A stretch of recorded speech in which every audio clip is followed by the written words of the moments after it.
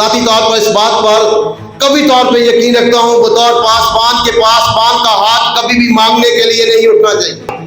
یہ team work ہے، اور جب تک سب اپنی اپنی جگہ پر صحیح طور پہ کام نہیں کریں گے، چرچ ترقی نہیں کرے گا، بھوتی حاصل نہیں کرے گا. کسی بھی پاسبان کی مضبوطی کے لیے، اس کی خدمت کے مؤثر ہونے کے لیے بیک بون کی حیثیت رکھتی ہے، ریڑھ کی ہڈی کی حیثیت رکھتی ہے. ایک ایسا عمل ہے جسے عام طور پر بہت دفعہ پاسبان کہتے ہیں کہ شاید ہم ایسا کریں گے تو کلیسیا ناراض ہو جائے گی، اور ہم سب کو مل کر خدا باپ، بیٹے اور پاک روح کا وفادار ہونا چاہیے. پاسبان جو ہے وہ مسیح کا غلام ہے، اس کا ہاتھ برکت دینے کے لیے اٹھنا چاہیے، کیونکہ خدا نے اس کے ہاتھ میں برکت دینے کا اختیار دیا ہے. پاسبانی خدمت پیسے کے لیے نہ ہو. میں نے درخت لگایا، اپلوس نے پانی دیا، لیکن بڑھایا خدا نے. کسان کو پاسبان سے تشبیہ دی گئی ہے دیانتداری اور وفاداری. اور جب پاسبان یہ خدمت سر انجام دیتا ہے تو اس کی مخالفت ہوتی ہے. ایک استاد کی یہ ذمہ داری ہوتی ہے کہ وہ انہیں سمجھانے کے لیے، سکھانے کے لیے، انہیں بہتر کرنے کے لیے، انہیں ترقی دینے کے لیے وہ ان کی ملامت بھی کرے اور نصیحت کرے. یہ کام بظاہر آسان لگتا ہے، لیکن یہ اتنا آسان کام نہیں ہے. یہ ایک خدا کی طرف سے بڑی ذمہ داری ہے، اور یہ دیانتداری اور وفاداری صرف پاسبانوں تک محدود نہیں ہے. ایک پاسبان کے لیے ضروری ہے کہ وہ وفادار ہو جس نے اسے بلایا ہے. ایسا وقت آئے گا کہ لوگ اپنے کانوں کی کھجلی کے باعث اپنی اپنی خواہشوں کے مطابق بہت سے استاد بنا لیں، اور کلیسیا بھی یہ پسند نہیں کرتی ہے کہ ان کی نصیحت ہو، ان کی ملامت ہو. ہمارے نجات دہندہ خدا یسوع مسیح کے نام میں آپ سب کی سلامتی ہو. آج دنیا کے زیادہ تر ممالک میں پاسٹر اپریسیشن سنڈے منایا جاتا ہے. اکتوبر کا مہینہ بنیادی طور پر اسے کلیسیاؤں میں، خاص طور پر یورپین کلیسیاؤں میں پاسٹر منتھ کے طور پہ جانا جاتا ہے. بنیادی طور پر اس کا مقصد یہ تھا کہ جو پاسبان کلیسیاؤں میں خدمت کرتے ہیں، ایک دن ان کی خدمت کے لیے انہیں خراج تحسین دیا جا سکے. جب ہم خدمت کی بات کرتے ہیں تو خدا کے کلام میں طرح طرح کی خدمات ہیں. پاسبانی خدمت ہے، کلیسیا میں ایلڈر صاحبان کی خدمت ہے، ڈیکنز کی خدمت ہے، سنڈے اسکول کرنے والوں کی خدمت ہے، سنڈے اسکول میں خدمت کرنے والوں کی ہے، یوتھ میں خدمت ہے، وومن میں خدمت ہے. اس کے علاوہ بھی مناد کی خدمت ہے، مبشر ہونے کی خدمت ہے، اور اس کے علاوہ ایک خدمات کی ایک فہرست ہے. جب ہم خاص طور پر پاسبان کی بات کرتے ہیں، چونکہ میں خود بھی پاسبان ہوں، اور بطور پاسبان میں سب سے پہلے خدا کا شکر ادا کرتا ہوں اس بات کے لیے کہ خدا دنیا میں سے ادنا لوگوں کو چنتا ہے، تربیت دیتا ہے، اور پھر اپنی خدمت کے لیے مقرر کرتا ہے. اور خدا نے مجھے بھی چنا، یہ موقع بخشا کہ میں اس کے کلام کی خدمت کرنے کے لیے تربیت حاصل کروں، اور پھر آپ کے درمیان بطور پاسبان نگہبان مقرر بھی کیا.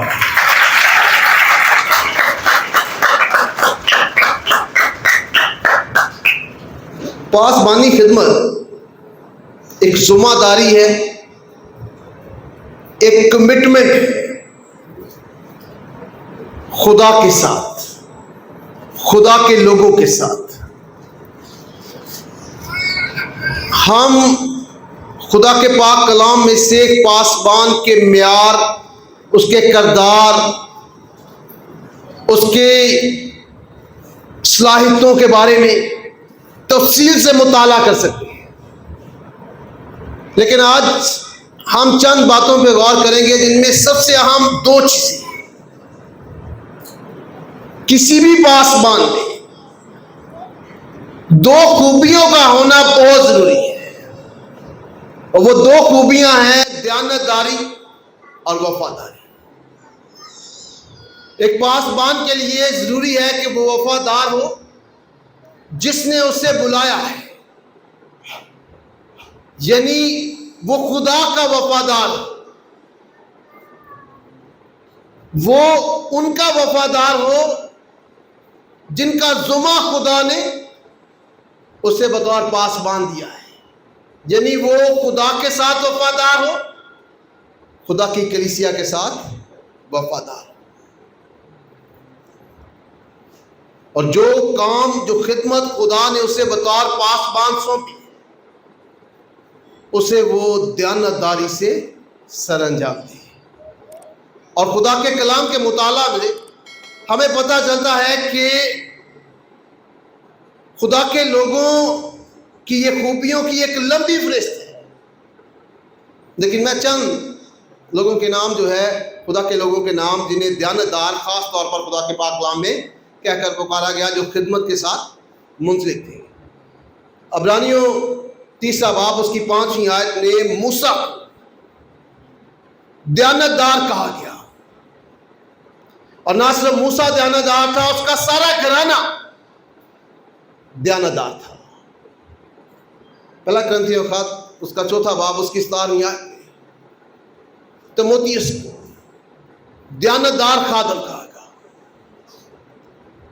پہلا پترس اس کے 5ویں باب کی 12ویں آیت میں سلوانس کو دیانتدار کہا گیا۔ اور یہ دیانتداری اور وفاداری صرف پاسبانوں تک محدود نہیں ہے،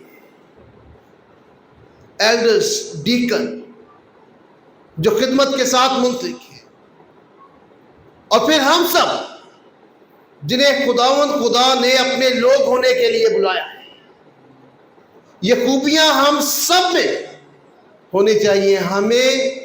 ہمیں وفاداری بھی ہونی چاہیے اور دیانتداری بھی،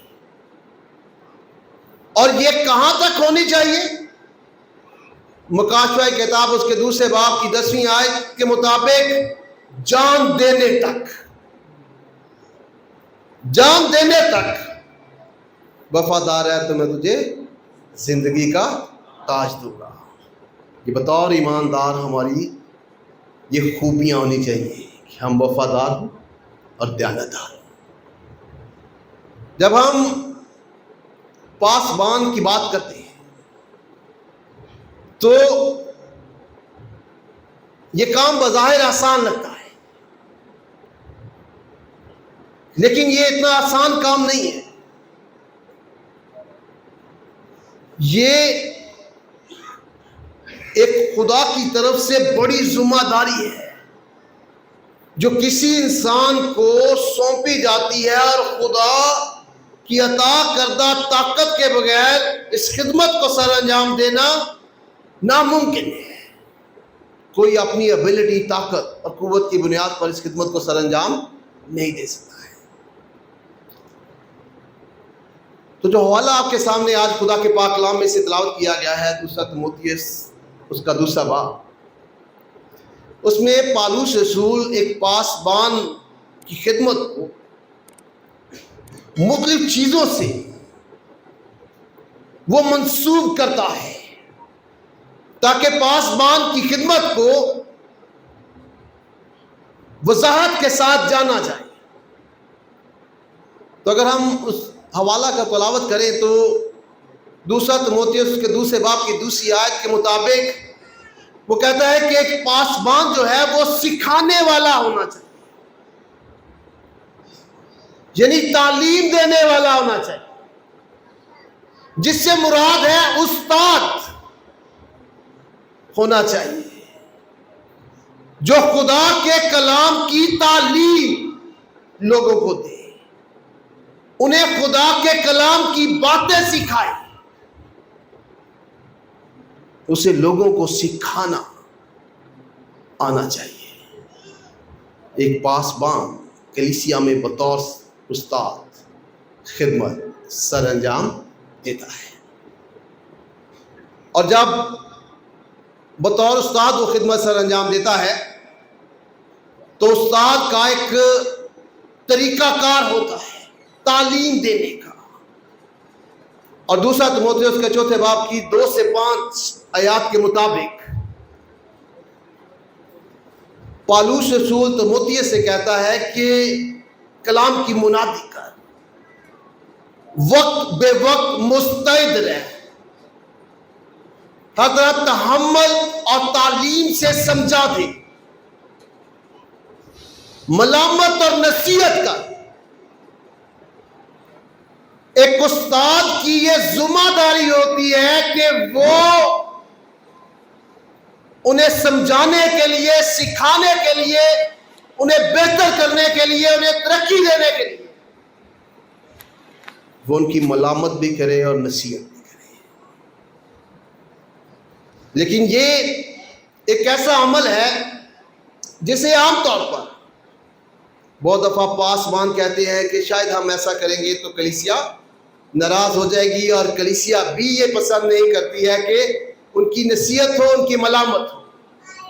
لیکن یہ پاسبان کی ذمہ داری ہے جو کسی انسان نے نہیں دی بلکہ خدا کی طرف سے ہے کہ وہ ان کی ملامت بھی کرے اور ان کی نصیحت بھی کرے. اور یہ کیوں ضروری ہے؟ پالوس رسول کہتا ہے کہ ایسا وقت آئے گا کہ لوگ اپنے کانوں کی کھجلی کے باعث اپنی اپنی خواہشوں کے مطابق بہت سے استاد بنا لیں، اور وہ کیا کریں گے؟ کلیسیا کو گمراہ کریں گے. اور ایک استاد کو اپنی کلیسیا کو، اپنے شاگردوں کو بچانے کے لیے، ان کی حفاظت کرنے کے لیے اس تعلیم سے انہیں بچانا ہے، اور اس کے لیے اسے ملامت اور نصیحت کرنی ہے. اور جب پاسبان یہ خدمت سر انجام دیتا ہے تو اس کی مخالفت بھی ہوتی ہے، اور پالوس رسول اس کو جانتا تھا. اس لیے وہ کہتا ہے کہ تو برداشت کر صبر سے، لیکن اپنی خدمت کو پورا کر. جو خدا نے تجھے خدمت دی ہے تو اسے پورا کر، اور جو مخالفت ہوگی اسے تو برداشت کر. اور کوئی بھی ایسی خدمت نہیں جو بغیر مخالفت کے کی جائے.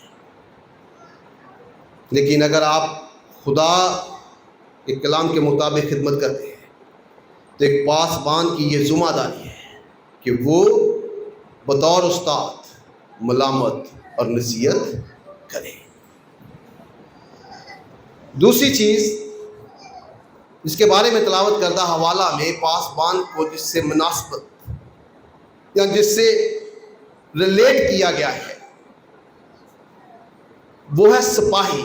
دوسرا تیموتھیوس اس کے 2 باب کی 3 اور 4 آیت کے مطابق وہ کہتا ہے کہ پاسبان ایک سپاہی کی طرح ہے.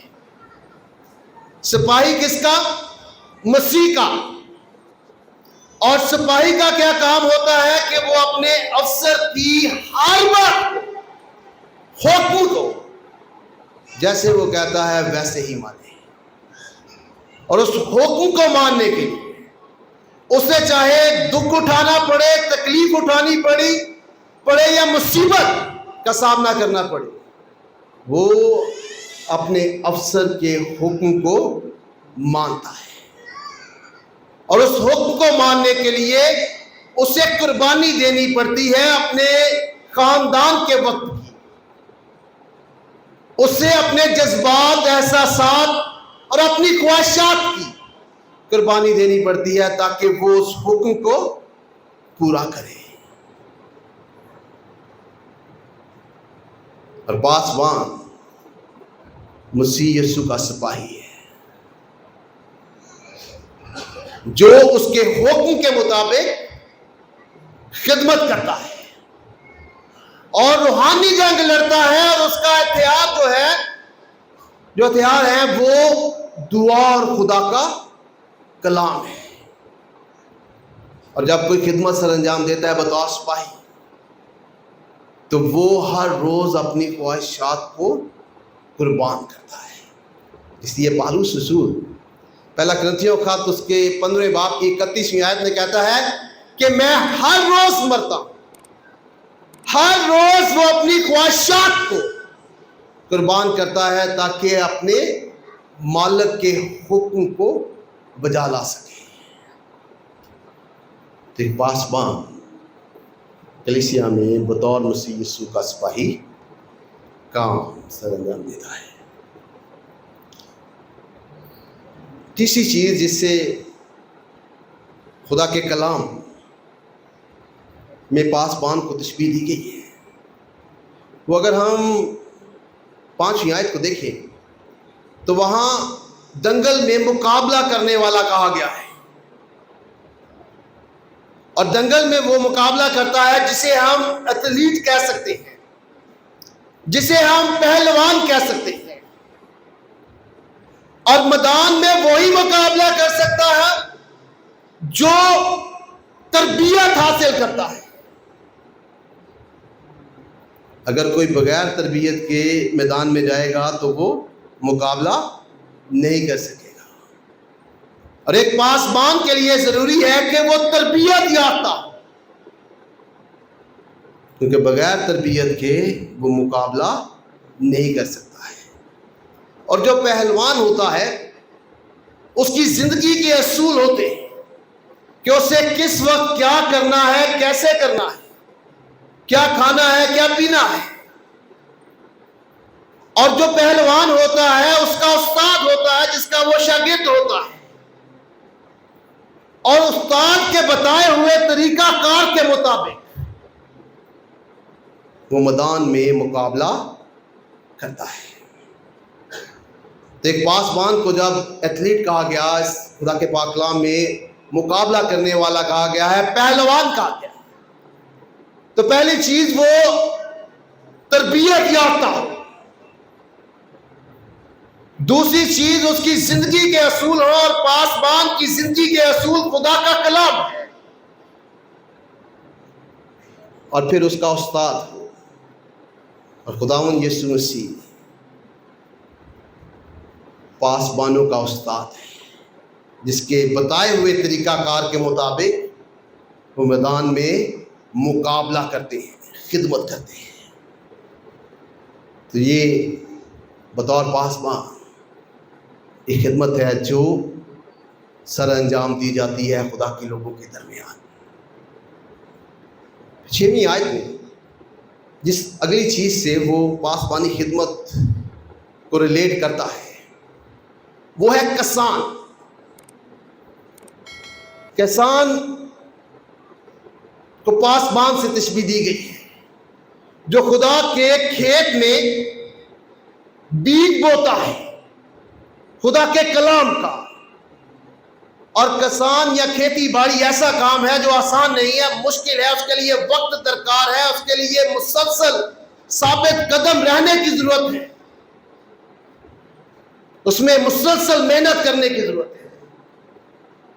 ایک پاسبان بطور کسان جو ہے وہ بیج بوتا ہے، وہ پانی دیتا ہے، وہ اس کھیت کی حفاظت کرتا ہے، وہ اس کی کانٹ جانچ کرتا ہے، لیکن اسے بڑھا نہیں سکتا ہے۔ بڑھانے والی ذات جو ہے وہ خدا کی ہے۔ پالوس رسول جو ہے وہ پہلا کرنتھیوں خط اس کے 30 باب کی 6ویں اور 7ویں آیت میں کہتا ہے، میں نے درخت لگایا، اپلوس نے پانی دیا، لیکن بڑھایا خدا نے۔ ایک پاسبان کو یہ یقین ہونا چاہیے کہ جو محنت وہ خدا کے کھیت میں کر رہا ہے اسے بڑھانے والی خدا کی ذات ہے، اسے فرما برداری کے ساتھ محنت کرنے کی ضرورت ہے۔ اور یہ کام جو پاسبانی خدمت کا ہے لاچاری کے ساتھ نہیں ہونا چاہیے، بلکہ خدا کی مرضی کے مطابق ہونا چاہیے۔ پطرس اس کے 5ویں باب کی 2 آیت کے مطابق وہ کہتا ہے کہ جو کلیسیا خدا نے ایک پاسبان کو دی ہے اسے اس میں خدمت لاچاری کے ساتھ نہ ہو بلکہ خدا کی مرضی کے مطابق ہو۔ اور پھر جو اگلی خوبی وہ کہتا ہے کہ نجائز نفع کے لیے نہ بلکہ دل کی خوشی کے لیے ہو. پاسبانی خدمت پیسے کے لیے نہ ہو، نفع کے لیے نہ ہو، بلکہ دل کی خوشی سے خدا کی خدمت کی جائے. اس لیے میں ذاتی طور پر اس بات پر کبھی طور پہ یقین رکھتا ہوں، بطور پاسبان کے پاسبان کا ہاتھ کبھی بھی مانگنے کے لیے نہیں اٹھنا چاہیے. اس کا ہاتھ برکت دینے کے لیے اٹھنا چاہیے، کیونکہ خدا نے اس کے ہاتھ میں برکت دینے کا اختیار دیا ہے، نہ کہ مانگنے کا. اور اسے یقین ہونا چاہیے کہ جن لوگوں کو وہ خدا پر ایمان رکھنا سکھا رہا ہے، اسے خود بھی خدا پر ایمان رکھنا چاہیے. جس کی وہ خدمت کر رہا ہے اسے محنت کرنی چاہیے، خدا اس کی ضرورت کو پورا کرے گا. اس لیے یہ دل کی خوشی سے خدمت کرنی چاہیے، نہ کہ نفع کے لیے یا دنیوی چیزوں کے لیے. اور آخری چیز جس کے بارے میں پالوس رسول تیموتھیوس کو بتاتا ہے، وہ دوسرا تیموتھیوس کے 2 باب کی 24ویں آیت ہے، جہاں وہ اسے خدا کا بندہ کہتا ہے. اردو زبان میں اس لفظ کا ترجمہ بندہ کیا گیا ہے، خادم کیا گیا ہے، لیکن اس کا صحیح مطلب جو ہے وہ سلیو ہے، غلام ہے. پاسبان جو ہے وہ مسیح کا غلام ہے، اور غلام کی صرف ایک خواہش ہوتی ہے کہ وہ اپنے مالک کی مرضی کو پورا کرے، مالک کی خوشی کو پورا کرے. پاسبان کی سب سے بڑی جو ذمہ داری یہ ہے کہ وہ اپنے مالک یعنی خداوند یسوع مسیح کی مرضی کو پورا کرے اور دیانتداری کے ساتھ اس خدمت کو جو خدا نے اسے سونپی ہے سر انجام دے. اور کسی بھی پاسبان کے لیے سب سے بڑا ریوارڈ یہ ہے کہ اس کا مالک متی کی انجیل اس کے 25 باب کی 23ویں آیت کی طرح سے کہے کہ شاباش دیانتدار نوکر.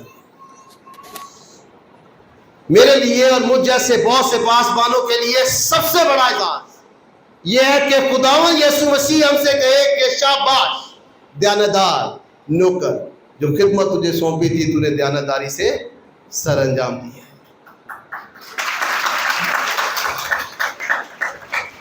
ہم یہ خدمت خدا کے نام سے خدا کے لوگوں کے درمیان سر انجام دیتے ہیں. اس لیے ہمیں بطور پاسبان اس بات کا یقین ہونا چاہیے کہ خدمت ہم خدا کے لیے کرتے ہیں، خدا کے لوگوں کے لیے کرتے ہیں، اور اس کا اجر بھی خدا ہی دے گا. لیکن 2 کلیسیائی ذمہ داری جو ہے وہ خدا کے پاک کلام میں میں ان کی طرف آپ کی توجہ کروانا چاہتا ہوں، جو کسی بھی پاسبان کی مضبوطی کے لیے، اس کی خدمت کے مؤثر ہونے کے لیے بیک بون کی حیثیت رکھتی ہے، ریڑھ کی ہڈی کی حیثیت رکھتی ہے. 2 چیزیں. پہلی چیز ہے پہلا تسالونیکیوں کا خط اس کے 5ویں باب کی 12ویں اور 13ویں آیت. رسول کہتا ہے کہ جو محنت کرتے ہیں، نصیحت کرتے ہیں، جو تمہارے پیشوا ہیں ان کی مانو. اور پھر وہ کہتا ہے کہ ان کی عزت کرو. جو خدمت کرتے ہیں، محنت کرتے ہیں، نصیحت کرتے ہیں، انہیں مانو اور ان کی عزت کرو. اور دوسری اس سے بھی زیادہ اہم چیز ہے جس کے بغیر خدمت جو ہے وہ ممکن نہیں، اور وہ ہے دعا. چرچ کا سٹرکچر خدا نے ایسا بنایا ہے کہ وہاں کوئی بھی اکیلا بندہ جو ہے اس کے وسیلہ سے کلیسیا کی ترقی اور بڑھوتری نہیں ہوتی. جب چرچ عید پینتیکوست کے دن وجود میں آیا تو اس کے بعد رسول جو خداوند یسوع مسیح کے براہ راست شاگرد تھے، ان سے کلیسیائی معاملات حل نہیں ہوتے تھے. اس لیے خدا نے طریقہ کار بتایا. خدا نے کہا کہ تو انہیں کہا کہ اپنے میں سے 7 نیک نام آدمی چن لیں.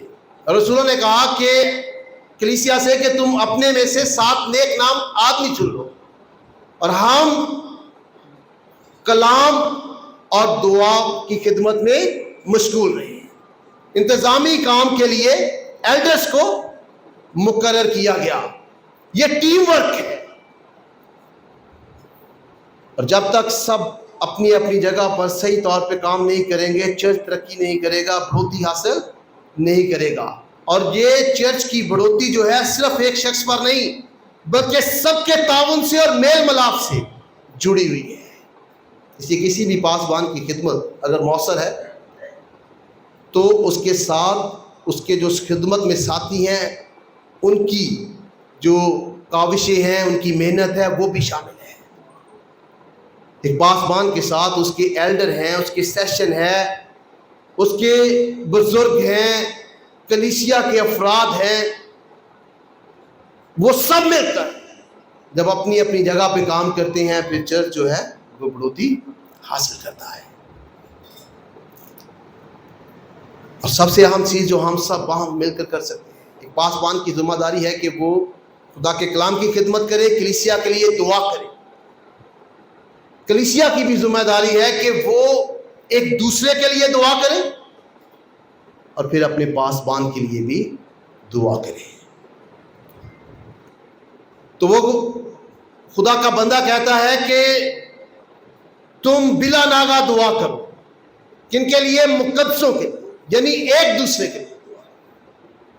پھر وہ کہتا ہے کہ تم ہمارے لیے بھی دعا کرو، میرے لیے بھی دعا کرو، تاکہ میں جب خدا کے کلام کے لیے بولوں تو خدا مجھے توفیق بخشے، قوت بخشے.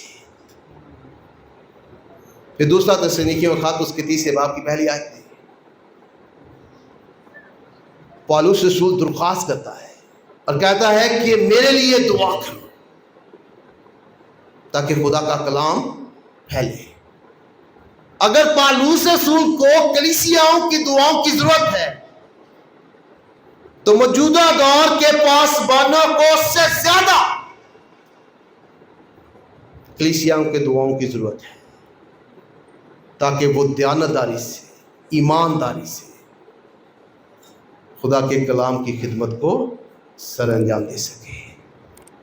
اور بغیر دعاؤں کے کسی بھی طرح کی بڑھوتی اور ترقی کا ہونا ناممکن ہے.